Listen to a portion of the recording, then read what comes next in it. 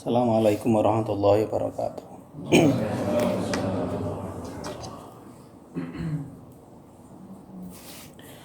Alhamdulillah wassalatu wassalamu ala rasulillah sayyidina wa maulana Muhammad ibn Abdullah wa ala alihi wa ashabihi wa mawalah.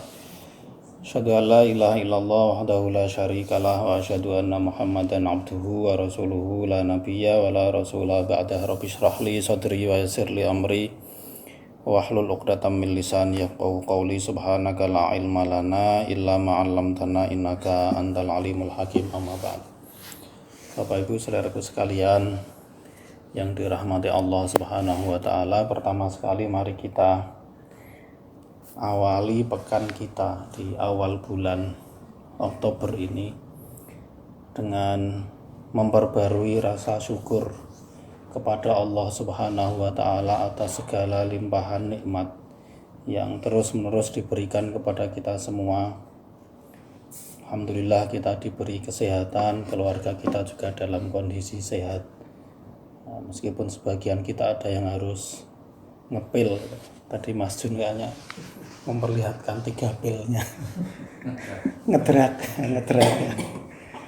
Kayak ala kulli hal bahwa Allah masih memberi kekuatan kita untuk bersama-sama di sini. Khususnya ya nikmat Islam, nikmat iman, semoga Allah memberi keistiqomahan kepada kita dalam iman dan Islam kita sampai kita kembali menghadapnya. Amin Allahumma amin. Selawat dan salam semoga tercurah ke pangkuan Nabi Agung Muhammad sallallahu alaihi wasallam, panutan kita yang dengan ajaran Islam membawa keselamatan hidup bagi kita baik di dunia maupun di akhirat. Saudaraku sekalian, mari kita mencoba merenungi ayat-ayat yang tadi sudah kita baca dan terjemahnya sudah kita perdengarkan bersama ya. Setelah kemarin Allah Subhanahu wa taala mengisahkan tentang kisahnya Nabi Musa dengan Fir'aun. Di sini Allah menghibur kembali Nabi Muhammad. Jadi awal surat Asy-Syu'ara Allah akan mengatakan bahwa ya nanti bakal ada orang-orang yang menentangmu Muhammad, sebagaimana para nabi sebelum kamu. Nah, ini kisah-kisah nabi dan rasul ulul azmi yang dipaparkan oleh Allah untuk disimak Nabi Muhammad dan untuk kita jadikan sebagai bahan pelajaran. Setelah kemarin Nabi Musa yang akhirnya ya Allah menyelamatkan dengan caranya. Nabi Ibrahim dalam kisah ya, dalam surat yang lain juga Allah akan menyelamatkan Nabi Ibrahim tersebut dengan caranya juga, yang sebagaimana keselamatan Nabi Musa itu diberikan secara dengan sesuatu yang di luar nalar. Nabi Ibrahim pun nanti akan diselamatkan oleh Allah dengan cara yang juga di luar nalar. Karena sekali lagi Allah ya tidak terikat oleh hukum-hukum nalar seperti itu. Nanti kan pada akhirnya ketika orang-orang itu ingin menghukum Nabi Ibrahim setelah patung-patungnya dihancurkan itu kan, Nabi Ibrahim kemudian mau dibakar. Pada akhirnya Allah memerintahkan kepada api untuk menjadi dingin. Karena api adalah makhluknya Allah, ketika yang memerintahkan adalah tuannya yang selama ini memang membuatnya, setelan diganti begitu. Allah tahu kode-kode rahasianya untuk diganti supaya api tidak lagi panas tapi dingin, ya bisa saja. Sebagaimana kita punya produk begitu, kita tahu kunci-kuncinya, lalu kita ubah sesuai dengan apa yang kita inginkan. Nah, di sini Allah ingin memberi motivasi kepada Nabi Muhammad bahwa berdakwah itu memang tidak mudah dan pasti ada rintangannya begitu. Pasti ada orang yang menentangnya, itu sudah hukum alamnya. Kalau kita menyebarkan kebaikan kok nggak ada penentangnya, itu justru malah dipertanyakan kualitas dari kebaikan tersebut. Nah, di sini di ayat 70 ya. ayat 69 70 Allah mengatakan watslu alaihim naba'a Ibrahim. Kisahkan kepada mereka umatmu wahai Muhammad tentang kisah Nabi Ibrahim. Ketika Nabi Ibrahim itu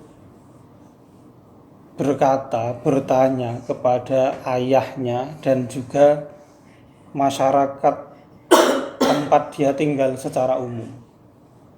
Ya, termasuk bapaknya juga didakwai. Beliau mengatakan, yang kalian sembah itu apa sih? Gitu. Yang kalian jadikan Tuhan itu apa sih? Lalu masyarakatnya dan termasuk bapaknya mengatakan, yang saya sembah ini asnam, ini berhala, patung yang terbuat dari batu atau kayu atau yang semisalnya, yang mana kami akan beribadah terhadap patung tersebut. Lalu satu pertanyaan logis yang disampaikan oleh Nabi Ibrahim supaya mereka ini kembali pada kesadarannya bahwa Tuhan itu kan zat yang kekuatan melampaui kekuatan kita. Kalau seseorang menuhankan sesuatu yang justru dia lebih lemah daripada kita, itu ya kebangetan, bodohnya orang tersebut. Karena kita menganggap sesuatu sebagai Tuhan karena kita merasa kemampuan kita tidak bisa menyamainya. Itu logika dasarnya seperti itu. Kalau kita bisa menyamainya atau bahkan berada di bawahnya, kekuatan dari yang kita anggap Tuhan itu menunjukkan kita nggak berpikir secara baik, nggak berpikir secara logis. Maka yang pertama kali ditanyakan oleh Nabi Ibrahim, hal yasma'unakum istatuna. Lah, patung yang kamu sembah itu kalau kamu panggil dia bisa menjawab enggak? Itu pertanyaan pertama. Lalu au yang fa'unakum au yadurun. Bisa enggak patung itu mendatangkan manfaat atau memberikan mazharat kepadamu?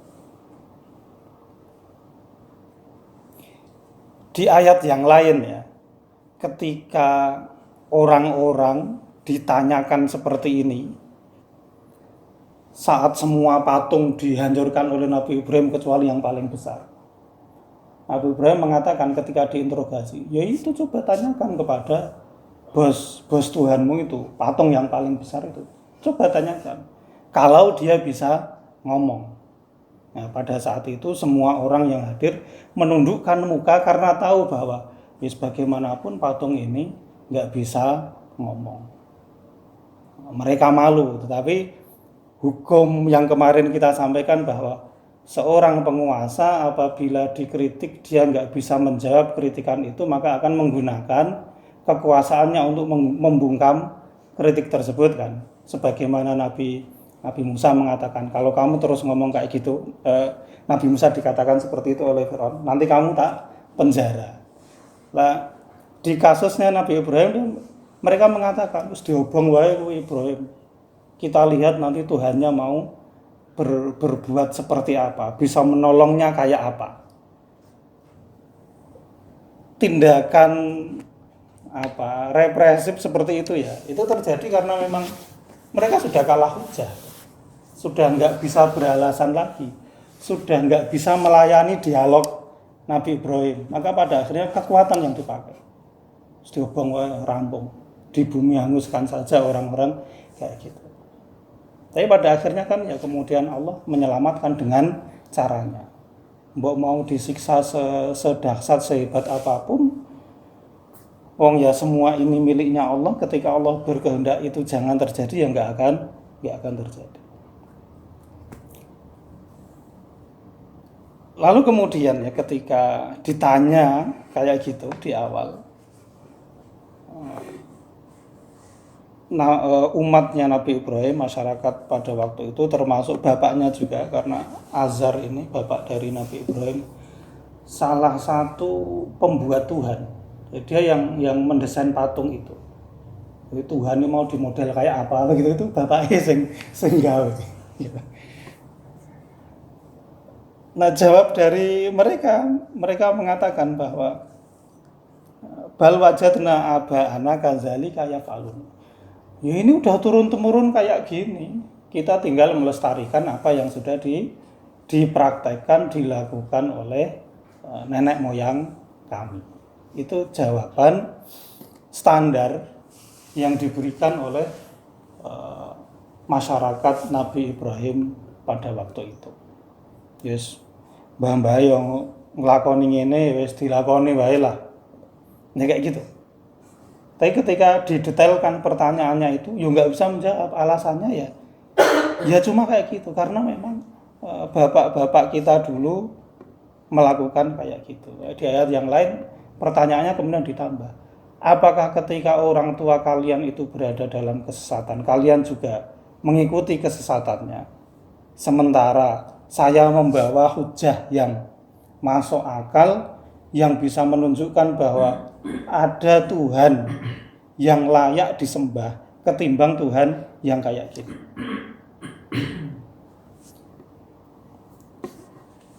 Tapi bahwa tradisi ketika sudah mengakar, ketika sudah membumi, ketika sudah mendarah daging, itu sulit untuk dicerabut dari dalam kebiasaan atau keyakinan kita, itu iya. Maka saudaraku sekalian ya, bahwa kita beragama ini bukan berdasarkan apa yang dulu pernah dilakukan oleh orang-orang tua kita, tetapi ya seharusnya dasar dari agama kita ini ya berdasarkan pada dalil yang dulu disampaikan oleh orang tua kita. Bukan pada apa yang dilakukan oleh orang tua, tapi pada dalil yang dulu pernah disampaikan, dan ketika kita kaji ya memang itu masuk. Itu yang seharusnya ya, dan yang membedakan kita semestinya. Kalau hanya mengikuti apa yang diikuti oleh orang tua kita, nggak ada jaminan bahwa orang tua kita atau nenek moyang kita itu 100% berada dalam kebaikan. Bahwa yang kita ikuti adalah kebenaran, iya. Bahwa kebenaran itu tidak berpihak kepada siapapun atau tidak menjadi monopoli siapapun, itu iya. Sehingga kebaikan itu tidak milik personal, tidak milik orang-orang tua kita. Tapi ketika orang tua kita melakukan kebaikan, kita mengikuti. Ketika orang tua kita ternyata melakukan ketidakbaikan, ya kita tidak mengikuti. Bukan berarti nak wong tuane dhewe mesti bener. Enggak seperti itu. Karena kebenaran bisa berada di mana-mana. Maka Nabi Ibrahim mendakwai juga bapaknya, karena dia tahu bahwa bapaknya berada pada ketidakbenaran. Nah, termasuk masyarakat yang lain. Nah, kemudian setelah itu ya Nabi Ibrahim memproklamirkan tentang penentangannya tersebut. Satu orang ya melawan ya satu masyarakat. Nabi Ibrahim mengatakan fa innahum aduwuli. Mereka semua ini bapak dan saudara-saudaraku. Patung-patung ini musuhku. Karena dia bukan Tuhan. Tuhanku adalah Tuhan sekalian alam. Lalu ditunjukkan kualitas dari Tuhan Nabi Ibrahim itu. Ketika di awal mereka ditanyakan, bisa enggak Tuhanmu itu mendengar? Bisa enggak Tuhanmu itu memberi manfaat atau memberi madarat? Mereka mengatakan enggak bisa. Tapi memang nenek moyang kami yang melakukan seperti ini.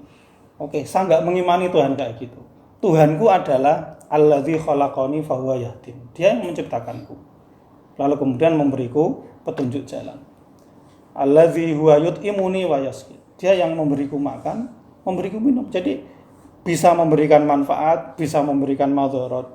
Wa idza maridtu fahuwa yashfin. Apabila aku sakit, maka dia yang memberiku kesembuhan. Dia yang mematikanku nanti, lalu kemudian membangkitkanku. Dia yang aku berharap supaya mau mengampuni dosa-dosaku nanti pada hari kiamat. Itu konsep ketuhanan yang ditawarkan oleh Nabi Ibrahim pada waktu itu, di saat masyarakat pada zamannya tidak mengenal Tuhan yang kayak gitu. Yang diketahui hanyalah Tuhan sesuai dengan yang pernah dipraktekkan atau disembah oleh nenek moyang mereka. Yang sebenarnya mereka juga tahu nggak bisa mendatangkan apapun, nggak bisa memberikan manfaat, nggak bisa memberikan madarat. Ketika diseru juga nggak mendengar dan seterusnya. Nabi Ibrahim berusaha untuk mengalihkan konsep Tuhan yang absurd kayak gitu ya, menjadi Tuhan yang konsepnya ini sangat jelas dan masuk akal. Tapi kita tahu dalam sejarahnya ya beliau mendapat penentangan yang sangat berat sampai akhirnya benar-benar dibakar begitu ya oleh kaumnya sendiri. Meskipun pada akhirnya Allah menyelamatkan. Yang menarik ya saudaraku sekalian, di ayat 83 ini doa Nabi Ibrahim ini luar biasa ya menurut saya. Beliau mengatakan Robbi habli hukman wa alhiqni bis-sholihin. Wahai Tuhanku, berikanlah aku ilmu, lalu wa alhiqni bis-sholihin. Susulkanlah aku ke dalam golongan orang-orang yang soleh. Betapa rendah hatinya Nabi Ibrahim. Kalau beliau ini bukan orang soleh, terus siapa yang soleh?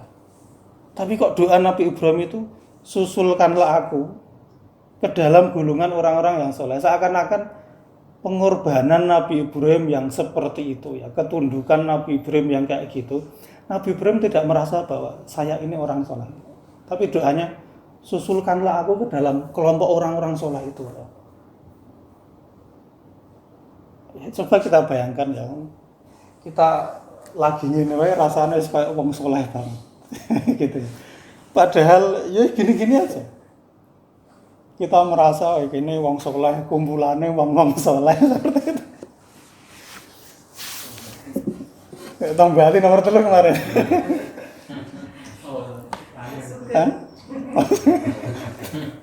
Kayak gitu, wa alhiqni bis-sholihin. Itu Nabi Ibrahim. Jadi susulkanlah aku dengan orang-orang yang soleh. Beliau merasa belum menjadi orang soleh, tapi berusaha untuk menjadi orang soleh. Ini luar biasanya.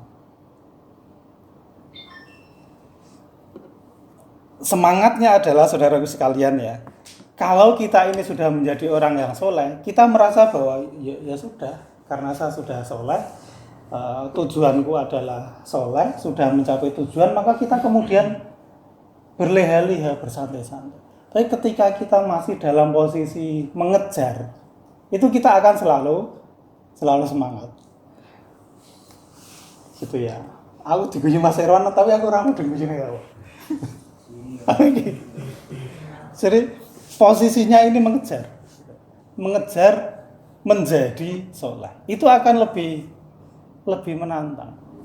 Biasanya nek wis juara siji kuwi ya apa ya, terlena gitu.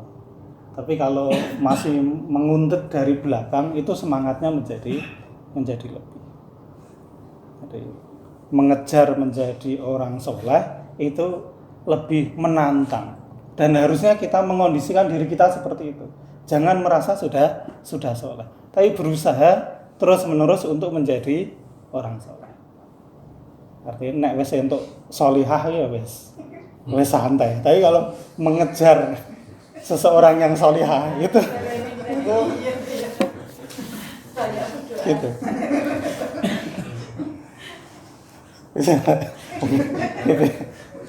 Jadi gitu. Orangnya tak gagas. Wes kebal.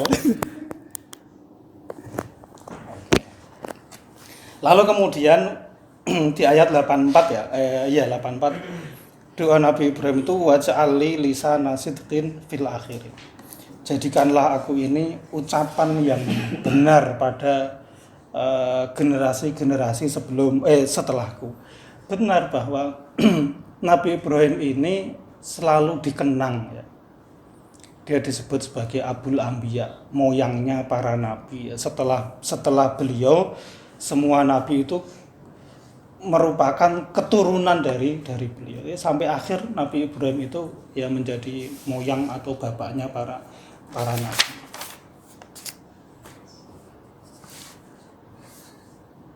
Nah, lalu kemudian yang terakhir ya saudaraku sekalian, ayat 87 sampai 89 ini juga penting untuk kita renungkan bersama. Di situ Nabi Ibrahim berdoa, wala tukhzini yauma yub'atsuna. Janganlah engkau wahai Allah membuatku sedih pada hari orang-orang dibangkitkan, pada hari kebangkitan. Yaitu hari di mana tidak lagi berguna harta dan anak-anak. Mungkin ketika kita di dunia sebelum hari kebangkitan itu, harta dan anak-anak kita itu masih bisa kita manfaatkan, itu masih bisa kita gunakan. Tetapi nanti pada saatnya ketika yauma yub'atsun, hari kebangkitan itu, harta dan anak-anak kita itu tidak lagi berguna, tidak ada manfaatnya. Artinya semua ya, mencari keselamatan sendiri-sendiri. Di dalam surat apa itu, yauma yafirul mar'u min akhihi, pada hari itu seseorang akan melarikan diri, orang gagas terhadap saudaranya. Selama ini kita berinteraksi begitu, nanti pada di hari-hari penghitungan amal itu kita benar-benar ya individualis gitu, karena pengen menyelamatkan diri sendiri. Wa ummihi wa abi, kita juga enggak perhatian dengan ibu dan bapak kita. Wa sahibatihi wa bani, kita juga enggak memperhatikan pasangan kita dan anak-anak kita. Kan semua memang pada akhirnya akan nafsi, aku ingin menyelamatkan diriku sendiri, sesuai dengan amal yang kita lakukan sendiri ketika di dunia. Hari yang tidak ada manfaatnya lagi harta dan anak-anak, kecuali ini, illa man atallaha biqalbin salim, kecuali orang yang datang kepada Allah dengan hati yang salim, hati yang selamat, hati yang bersih, hati yang hidup. Ini yang paling penting ya. Berusaha untuk menghidupkan hati seperti inilah yang menyebabkan kita itu tidak merasakan sedih pada hari kebangkitan nanti. Bagaimana cara kita menghidupkan hati? Ya dengan memperbanyak zikir kepada Allah Subhanahu wa taala. Dengan cara kita mengingat Allah, selalu menyebut asmanya ketika di dunia ini, begitu maka hati kita akan selamat. Itu yang paling penting. Jadi bukan lagi harta, bukan lagi anak-anak pada saat itu ya. Meskipun di dunia iya kita bisa membanggakan mereka. Tapi ketika kita di akhirat nanti hanya hati yang bersih saja, hati yang hidup saja, hati yang salim saja, itu yang akan menyelamatkan kita. Maka karena kita tahu bahwa pada akhirnya kita akan meninggalkan anak dan pasangan kita akan berhadapan sendiri dengan Allah Subhanahu wa taala, ya ayo hati kita ini kita perbaiki dengan cara memperbanyak ingat kepada Allah. Insyaallah itu semoga bermanfaat. Mohon maaf apabila ada salah dan kurangnya. Assalamualaikum warahmatullahi wabarakatuh.